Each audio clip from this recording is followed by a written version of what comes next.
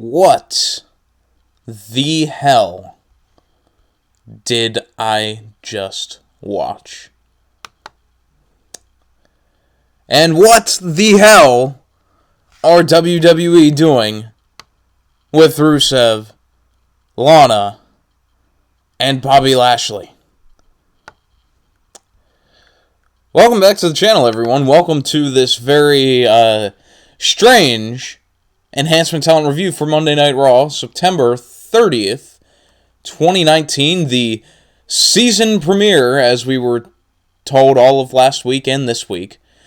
Hyped this show all to hell. And then this ending. And look, I'm going to get to it. We're going to do everything that has to relate to how this show finished. So we're going to do everything about this Lashley, Lana, and Rusev story that played out throughout the night. And then we'll circle back and go back to the beginning and do the review from there.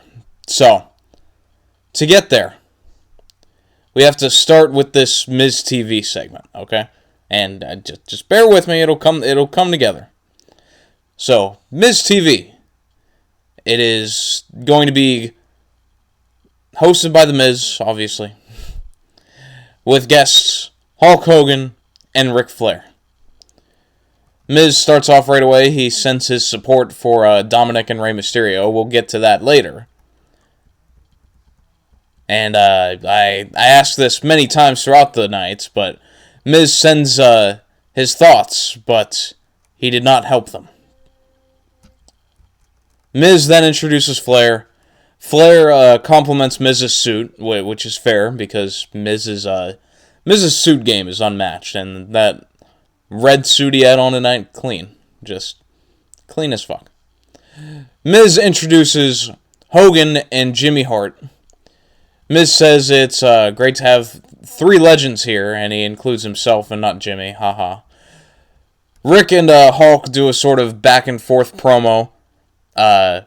Rick seemed like he was very lost throughout this segment. They act like they're going to have a match, but that's when Miz announces that at Crown Jewel there will be a 5-on-5 tag match with Team Hogan versus Team Flair. And so, Hogan introduces his team captain, Seth Rollins, who comes out and they do some promo work together, yada yada yada. Flair tries to introduce his captain, but Randy Orton's music just cuts him off before he can even introduce him. So, that tells me that the people in the back were not happy with whatever Ric Flair was doing, and they wanted to cut that short as soon as they possibly could. Randy challenges Seth to a match. Rollins accepts. Not a Universal title match, though. They clear the ring, but Corbin interrupts. King Corbin interrupts. Starts a 2-on-1 beatdown on Rollins.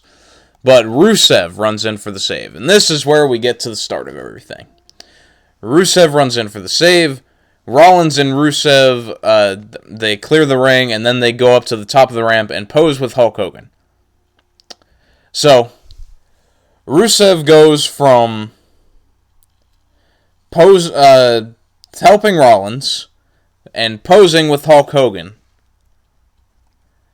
to then this interview afterwards.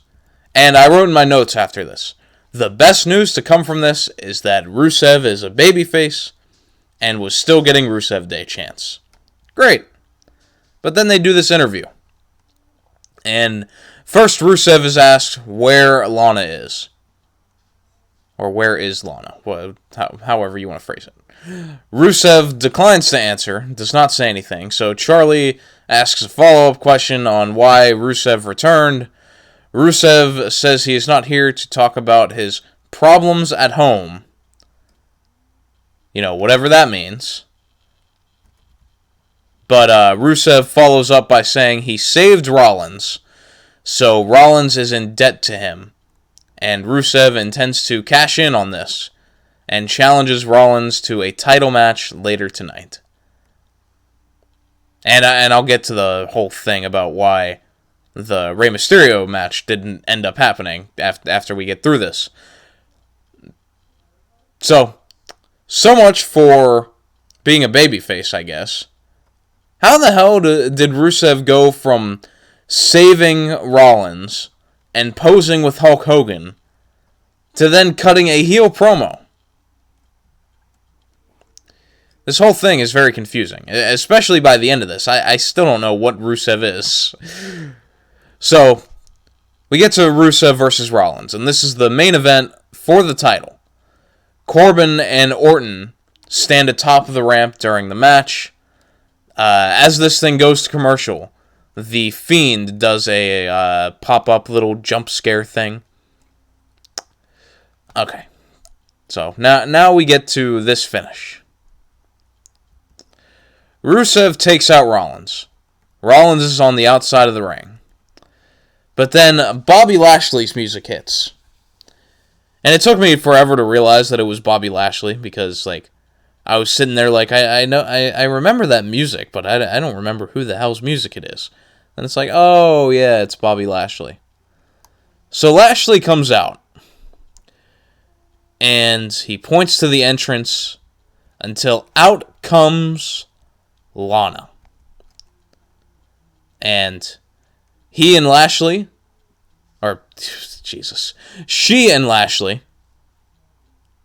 begin kissing each other. And then they begin making out with each other. And then they begin damn near just fucking each other atop of the ramp. As Rusev stands in the ring and just looking distraught onward at this. And this wasn't even the closing part of this show either, because after this, the Fiend, the lights go out, Rusev in the ring, but the Fiend does not go for Rusev, he goes for Rollins, the first time he's actually attacked Rollins. Unless you want to count the Tao Show stuff, but that's not canon, so, first time. And that's how they go off air. So, now we take a look at this. Is this a case of WWE just trying to fuck with Rusev and Lana as much as they can on their way out? And Lashley too, for that matter. I don't imagine he's going to be staying there. I don't know what his contract situation is. But all I know is when Lashley returned in a couple years ago, I guess it might have been last year, in 2018 probably. But when Lashley returned, he was sold a bill of goods. This man wanted nothing more than to have the big match that I'm sure he believes could be a big money match of Bobby Lashley versus Brock Lesnar. And I don't know the truth to the matter, but depending on who you believe, it may have been or may not have been something that WWE maybe not promised he would get, but yeah, certainly they led him to believe that that would be the plan at some point down the line. So now Bobby Lashley, who I don't think is even cleared to return from injury yet, at least for wrestling activities. I see he was, in fact, cleared for sexual activities. So, there is at least that. But Lashley hasn't even been cleared yet, assumingly. So, I don't know how quickly they're going to be able to do this, or if it'll have to be delayed, or how soon Lashley is to being cleared. But you just look at this guy. He has to be dying to get the hell out of there. I mean, the stuff that they've done to Bobby Lashley. All he wanted was a match with Brock Lesnar. Instead, immediately he got paired off with that Sami Zayn's sister's awful storyline. Then the stuff with Elias where he forgot the lyrics to Rockin' Robin. And that made him look like an idiot for multiple reasons. And Then the pairing with Lio Rush and doing all the posing and pointing to his ass. And now to this. I am sure Bobby Lashley cannot wait to get the hell out of this company. So let's get that out of the way before we get to Rusev and Lana. Because I feel like what might get lost on all this is that Bobby Lashley is not in a much better position than either of them, except that he got to make out with Lana. That's the one positive for Lashley here. So, here's the thing. I don't necessarily hate this kind of stuff. Like, you go back to the Attitude Era, and even, like, before the Attitude Era, in, like, the 80s with, like, Miss Elizabeth and Macho Man. Like, they well, I guess they didn't do exactly stuff like this with Miss Elizabeth and Macho Man, but you get my point, is that tactics like this have been used before, and a lot of the time it can be used to make a compelling story. And in this case, if they made that story that, you know, Rusev becomes this sympathetic figure, his wife has left him, she cheated on him now, but he's going to fight back, and he's going to become the sympathetic babyface and get his revenge on Bobby Lashley, then, you know, that wouldn't be a terrible storyline. At least in my opinion. I don't think that would be a terrible storyline. But I don't have faith that this is where that is going. Because there is at least that little bit of snarkiness in the back of my mind, and knowing WWE's track record. And, I mean, hell, you can look at Mike Kanellis, that they're just doing this for laughs and for shock value television. And that's what this was. It was really just about the shock value of this. That nobody would have seen this coming. And so it's just shock value, sort of raunchy stuff. Which, you know, worked at one point. I don't know how much that works today. Especially being that nobody is going to buy into Lana and Rusev splitting, because we all know that they haven't. And it's funny because this is the second time that WWE have attempted to do something like this with Rusev and Lana. Going back to 2015, I believe, they did the whole angle with the love triangle, or love square, I guess it might be, with Rusev and Lana, and Summer Rae and Dolph Ziggler.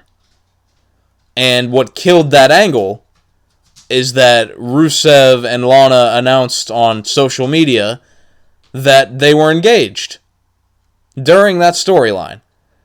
And so, at that point, WWE dropped the storyline, and Rusev and Lana, I think to this day, still have heat from certain people because of that. And obviously not just that, there were other things too, like the whole deal where Rusev supposedly cut his hair without informing anyone, and that got him heat. But there's definitely a history there of possible, you know, petty sort of heat between management and Rusev and Lana. So, for them to go back to this now, it just feels like it's the possibility that Rusev and Lana still have not re-signed with WWE, which we don't know to be true. They could have re-signed, but we don't have any way of knowing that. But if we assume that Rusev and Lana haven't re-signed, and that they intend on leaving, then this could very well be WWE's way of saying, okay, fuck you, goodbye.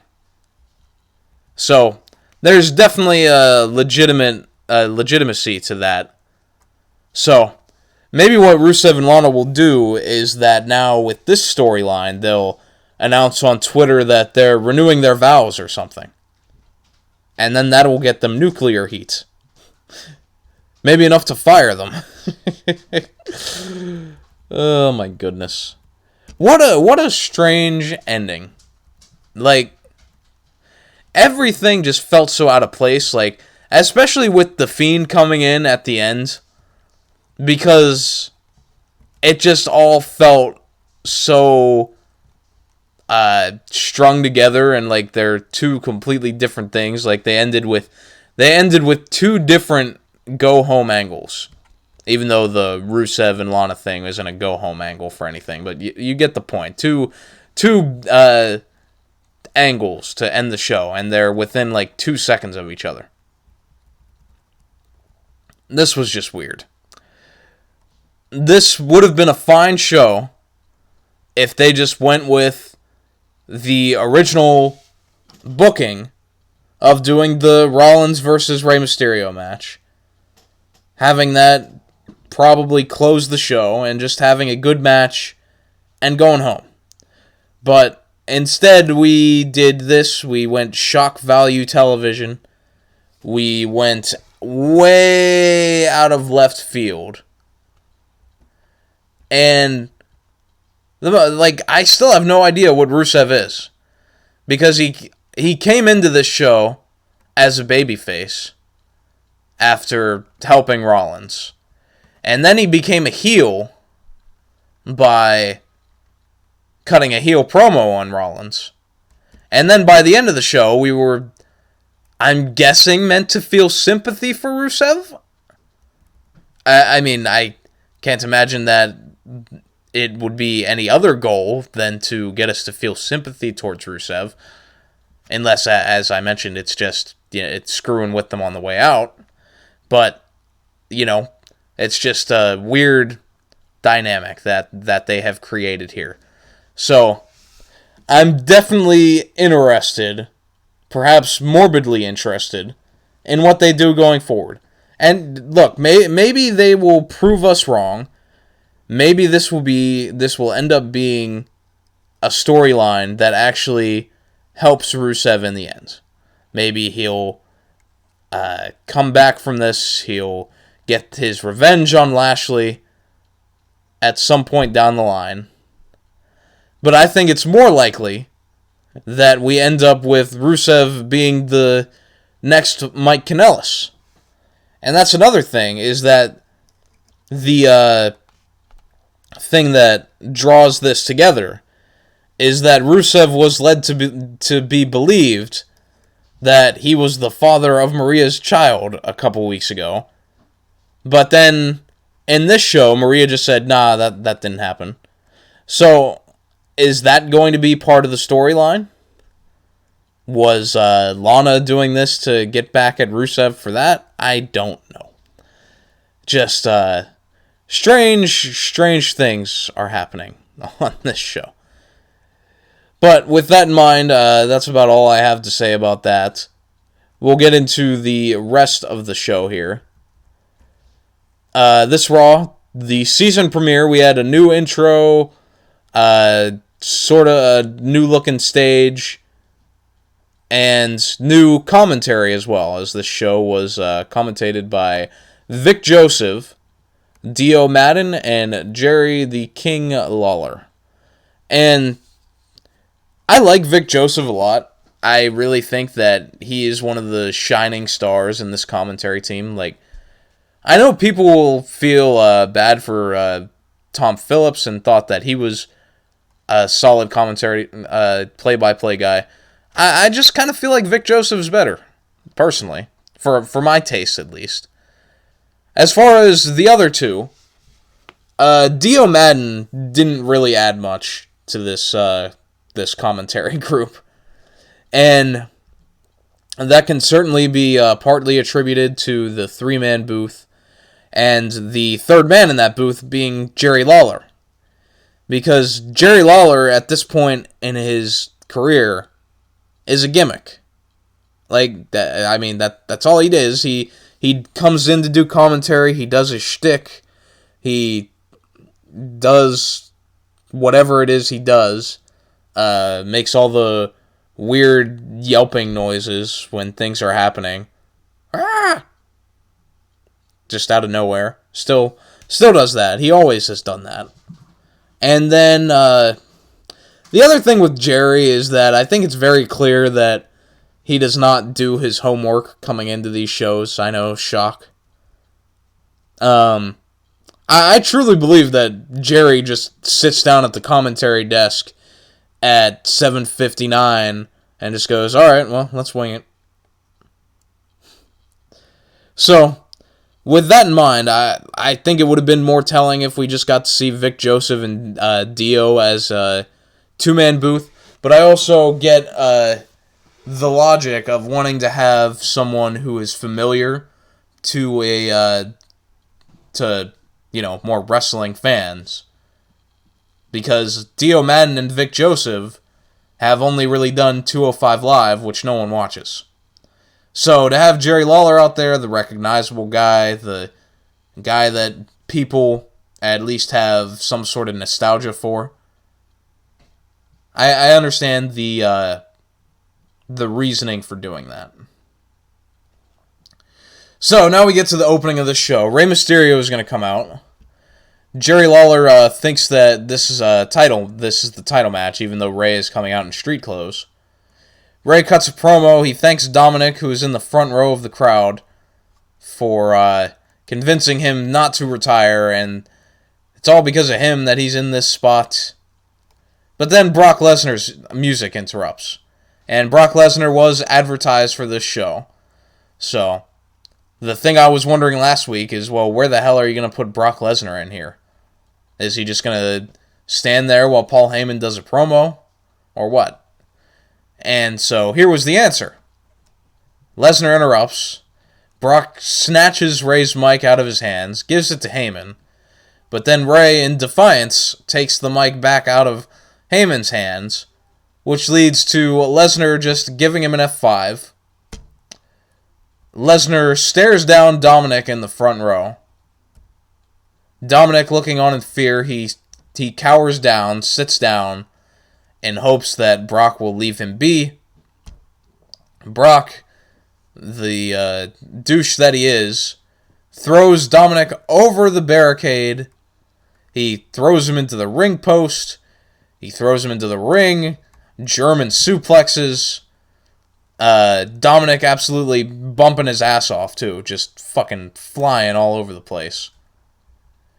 Rey desperately tries to dive at Brock's legs, but he'll end up eating another F5. Lesnar leaves, then comes back, tosses them around some more. And he would do that again. He'd come back in a third time. So, Rey Mysterio learned today what Heath Slater learned a couple years ago. And that is that Brock Lesnar does not give a shit about your kids. He showed that to Heath, and he certainly showed that to Rey Mysterio tonight. So, yeah. The whole time while Brock is throwing this child around. I shouldn't say he was a child. That he's a teenager, is what Lawler referred to him as. A training wrestler is Dominick. So Heyman is on the outside yelling at Brock to stop the whole time, like he does often.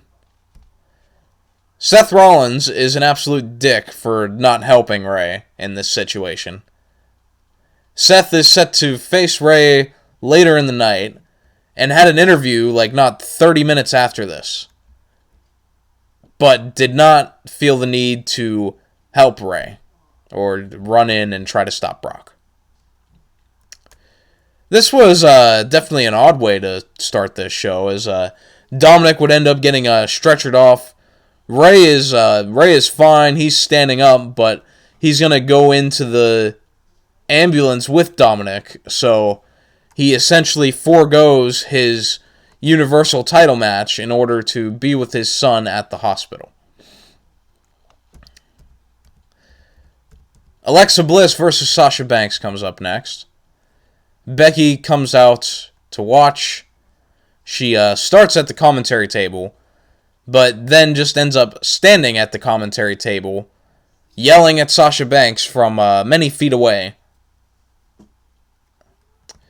During this match is where randomly the sirens play, and it wasn't Scott Steiner's entrance. It was told to us that it was the ambulance leaving for Dominick, which I did not pick up on until they told me that.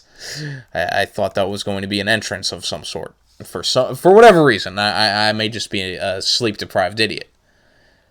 And I think it was somewhere around here that King mentioned that the authorities are going to speak to Brock. And when he said that, I thought he meant, like, the McMahons. But later on, it was clarified that we were talking about the police were talking to Brock for assaulting this poor child. So back to this match. Another odd finish in this match. Sasha, as she is sitting on the ground begging for Bliss not to attack her, she then points to the outside of the ring and says, "Bayley, Bayley, Bayley!" So Bliss, being the idiot that she is in this match, looks outside the ring and is like, "Huh? Bayley?" And so Banks kicks Bliss in the knee and then just pins her. A pin off of a kick to the knee. From a seated position, no less. I'll tell you what, man. That's a hell of a kick that Banks got there. I have to wonder at this point if this is ever going to actually lead to Bayley and Banks getting a title shot against Bliss and Cross. Because at this point, it's like every week, some form of Bayley and Banks are beating some form of Nikki Cross and Alexa Bliss. So I don't know if that's just meant to be fodder to hold things over, or if that's actually ever going to lead to a title shot. So Becky comes in after this. She attacks Sasha. Sasha hightails it out. Becky cuts a promo. Simple, short, sweet, and to the point. Says that Sasha made it personal between them. So on Sunday, she is going to make it painful when Sasha has nowhere to run in the Hell in a Cell match. You know, simple. Like I at least liked the way they closed this segment with Banks and Lynch. Mostly because Becky is just great at what she does. So we get a Seth Rollins interview with Charlie Caruso after a recap from last week showing the Fiend stuff. Seth says some stuff, survive and prevail, yada yada yada. Talks about what Brock did to Dominick and Rey, which, you know, again, why didn't you help him? You asshole. And that tonight is going to turn into an open challenge, but we've already went over all the Rollins stuff, so we're going to keep it moving. We have Rudolph of Bobby Roode and Dolph Ziggler versus Heavy Machinery for the tag team titles. I think this was an impromptu match. I don't think it was announced or anything, but they put some more title matches on the line. All the title matches, but no title changes. You know, this was a good match. Heavy Machinery are getting more and more over with the crowd with the more airtime that they have. But there's no favors really being done for them by being put in these titles matches just to continue to lose. It's, you know, I talk about it all the time. It's like the Bray Wyatt effect, for one. And old Bray Wyatt, not this Bray Wyatt, of being pushed to a certain point but never actually winning the title. So you can get that with Heavy Machinery here. I think that there's certainly a little bit of that. But, I mean, I don't think that Heavy Machinery are really a team that needs to have the titles around them. So, I don't think that that's the worst move. Otis and Tucker go for the compactor on Rude, but Ziggler comes in with a zigzag. He super kicks Otis, tosses him into the ring post, super kick into a glorious DDT on Tucker for the win. Ziggler and Rude remain the champions. Don't really have much investment in any of the tag team scene on either show. So, we'll see if they can pique some interest going into the draft. At this point, they did a rundown for Hell in a Cell. And I realized that there are currently 3 matches scheduled for Hell in a Cell.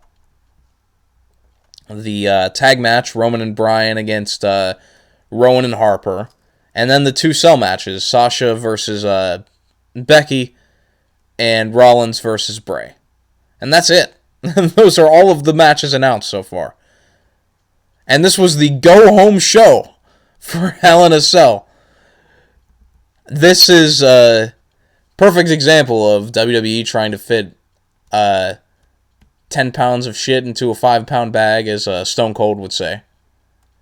They have a season premiere this week, so they were more focused on the season premiere than the Hell in a Cell pay-per-view build. And then on Friday, they have the debut episode of SmackDown on Fox. So that show is also not going to be really a go-home show for Hell in a Cell. It's going to be more about the show itself being the debut on Fox. So this is really bad timing. So I don't know when we're going to start seeing more matches announced.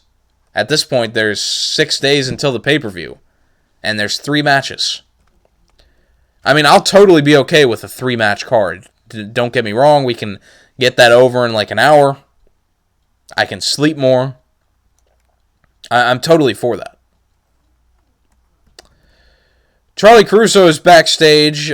She's interviewing herself, I guess, as she talks about how Lesnar is still in the building and is allegedly going to address his actions later on the night. And as we would find out, Lesnar was in fact not in the building. He was probably having a well-done steak by this point.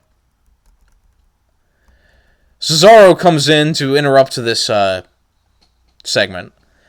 Says there was nothing criminal, because that's the other thing. Charlie referred to this action by Brock Lesnar as criminal. So Cesaro comes in, says there was nothing criminal about what Brock did, and that the only thing that was criminal was that he couldn't beat up Rey's son himself. So that's when Ricochet walks into the shot. He sticks up for Rey, which, again, all these people keep sticking up for Rey, but none of them came out there to help him. So, whatever. Ricochet challenges Cesaro to a match, tells him to meet him in the ring. So then we get Cesaro versus Ricochet. I would like someone to explain to me what Cesaro is wearing. Like, he's wearing sneakers and, like, sweatpants. It's a weird look for him. I don't know. Ricochet wins in short order with I guess what was meant to be a shout out to Rey Mysterio, as he does like the springboard 360 into a West Coast pop, which gets the pin. After this, we got the Firefly Funhouse, the highlight of any show. All of Bray's puppets, Abby the Witch, Huskus the Pig, Mercy the Buzzard, Rambling Rabbit, they're all sitting there shaking, scared as hell. Scared to death, as Ramblin' Rabbit says. Ramblin' Rabbit said he's scared to death. And normally when people say they're scared to death, it's hyperbole. But this dude, Ramblin' Rabbit, said he was scared to death and then dropped dead. Died. Dead. Gone. So, Bray says he's gone. And, they do the whole, like, oh, like, kids in the background, the soundtrack sort of thing. But then Bray just says, oh, well, and tosses Ramblin' Rabbit to the side. So what is this? The third time, I think, that Rambling Rabbit has died? There was the one time that Mercy the Buzzard ate him. And then there was the other time that Bray hit him with a mallet and made Rambling Rabbit's Bohemian Breakfast spread. This guy is the new Kenny from South Park. At some point, one of the other puppets is just going to say, oh my god, you killed Ramblin' Rabbit. Doesn't have the same ring to it, but whatever. All the puppets are scared because they are afraid of what is going to happen to Seth Rollins at Hell in a Cell. So Bray puts over in only the way he can how brutal the Hell in a Cell is, and that he will be locked inside. And, when he says he's not referring to himself, he's referring to the Fiend. He will be locked inside with Seth Rollins, and Bray says he will protect us and protect the Funhouse. Bray offers to go find the Fiend and try to tell him to be nice to Seth. Bray runs off, but then quickly runs back in and just says, LOL, JK. Just kidding. And then after that, just see you in hell, bye, all that stuff. So, fine, Firefly Funhouse. They're always good. I will never complain about a Firefly Funhouse segment. Now we get Cedric versus AJ. Cedric Alexander versus AJ Styles. This match for the United States Championship. And I do want to talk about this, because the overwhelming majority of people, after that report that Dave Meltzer put out, that, well, I don't know if you want to call it a report, but he said in the Wrestling Observer Radio that over the course of that Clash of Champions match and then the match on Raw, that WWE were trying to bury Cedric. And then the overwhelming amount of people that I listen to, and a lot of whom I love listening to, and I respect their opinions greatly, but they fought this tooth and nail. And said, oh, well, he's in a United States title match with AJ Styles. How is he being buried? I'll tell you how he's being buried. You look at that string of matches. The Clash of Champions match. AJ Styles got a visual pin over Cedric, but then lifted him up before the 3 count. Only to them just beat him in 5 minutes on the pre-show. And then, as if that wasn't bad enough, Styles and his faction, the OC, beat up Cedric some more after the match. And then we go to the Monday after that pay-per-view. AJ pins Cedric again. This time, I think it was a 6-man tag, if I'm not mistaken. And then, this time, AJ beats Cedric up after the match all by himself. The OC and the Viking Raiders, they took themselves out. They did like the big dive over the top rope and took everyone out. But Cedric and AJ were left to themselves. And then AJ laid out Cedric again with the Styles Clash off the second rope. So, people, I don't feel like, are understanding what Meltzer meant when he said they were trying to bury Cedric. Because you can bury someone, like we've seen it in WWE. You can bury someone one week and they could put the title on him the next. That's just how they operate sometimes.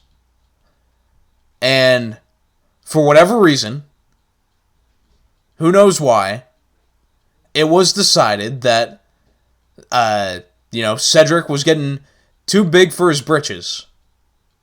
And we're going to push him back down to reality. And then that's why you have the 5-minute match with AJ Styles. That's why you have AJ pinning him twice in a row. And there's no shame at all of being pinned by AJ Styles. But for it to be on the pre-show, with that pay-per-view being in Charlotte, North Carolina, Cedric's hometown, in front of all of his family and friends and the people that he trained with, I'm sure, were some of them were probably there. To do that, to put that match on the pre-show, give it no time, and give Cedric no illusion that he even had a chance of winning at any point, that's a burial. I'm sorry. It is. And that doesn't mean that he's dead.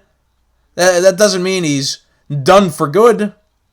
They could push him the next week if they wanted to. And they could have done it here. They could have just had Cedric win the title tonight. And then, if Cedric won tonight, those same people would be saying, oh, see, I told you so. He's not being buried. It was all part of a bigger storyline. No, it wasn't. A storyline is not guy 1 kicks the crap out of guy 2 nights in a row, and then for no reason, guy 2 gets a rematch without having any story built into it, and then wins the title. There's nothing to invest in there. That would just make the title look worse, really, in my opinion. And it would take away from the way that Cedric could have gotten over if you had AJ and Cedric go out on that Clash of Champions show, and you had them do what they would have been capable of doing in a 15 to 20 minute match. Let them tear the house down, don't put them on the damn pre-show, and let them go out there and do what they can do. Whether Cedric wins or not, that could be a star-making performance for Cedric. Just being able to go toe-to-toe with AJ Styles. But that never happened. And it still didn't happen here. Even though this was a fine TV match, there was never much doubt that AJ was going to win. And so the finish comes. Cedric at least got, some more stuff in than the other match, but AJ still wins decisively.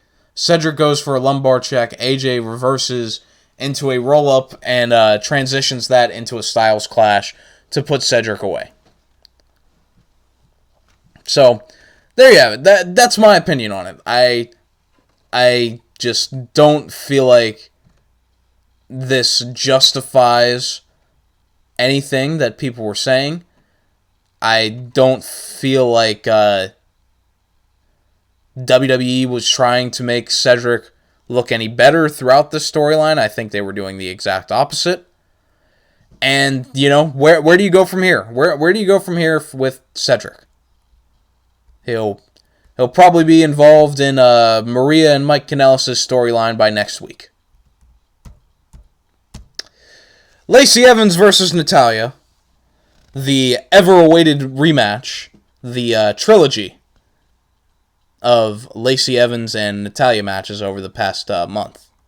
Because, when you think of those great trilogies of all time, you have the Okada-Omega matches, the Ric Flair and Ricky Steamboat, Shawn Michaels and Undertaker, maybe, if you want to include their first Hell in a Cell match, and then their 2 WrestleMania matches.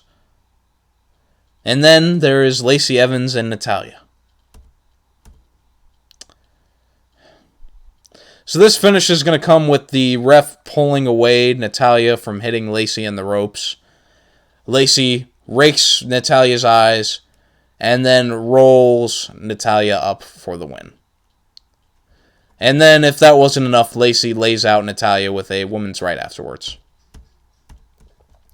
Paul Heyman has an interview saying that he apologizes to Rey and his family for what happened, but it is not their fault, his Gene Snitsky impersonation.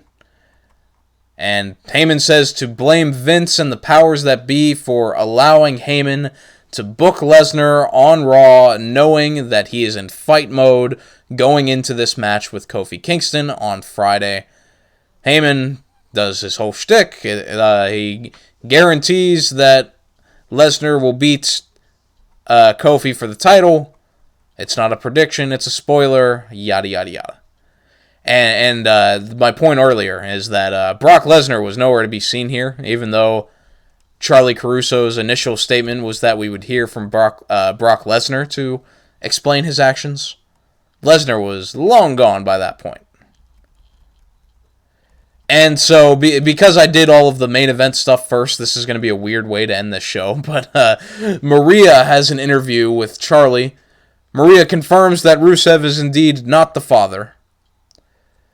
And Maria leaves, and then Sasha Banks comes in and cuts a promo on Becky saying she'll make her tap out in Hell in a Cell. Sasha claimed there's only been 2 women's Hell in a Cell matches and that she was in the first one.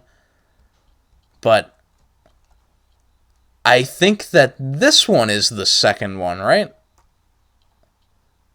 The Becky and Sasha match will be the second one. I mean, the only other one I can think of is the Charlotte versus Sasha match, unless I'm missing something. But, nonetheless.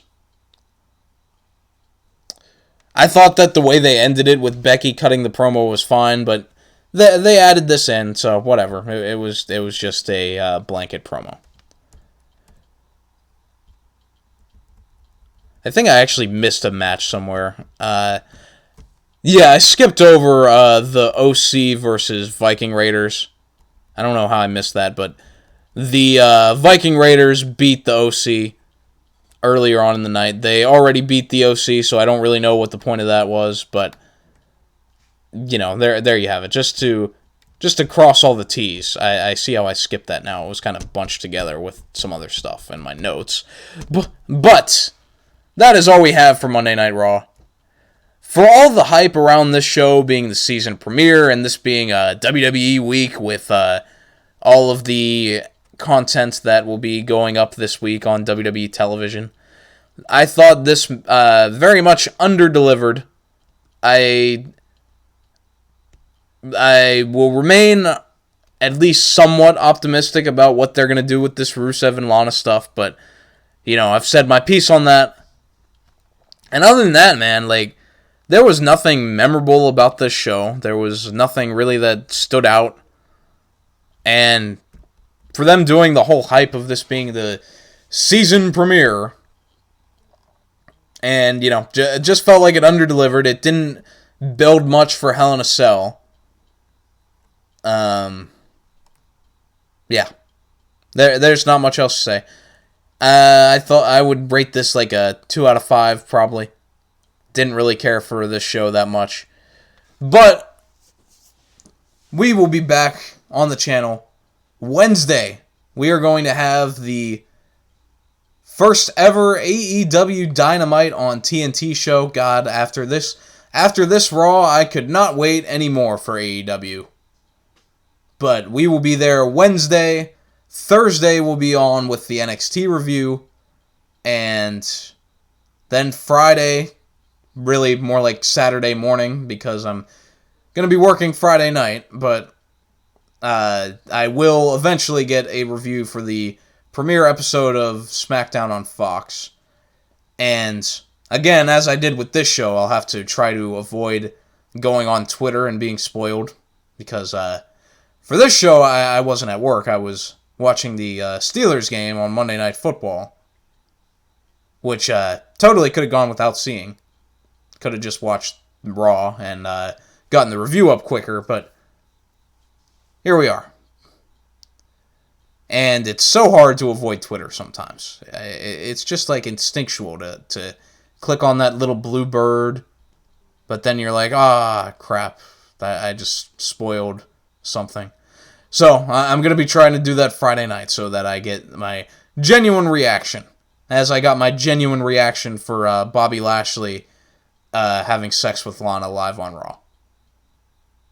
which my reaction to that was just laughing.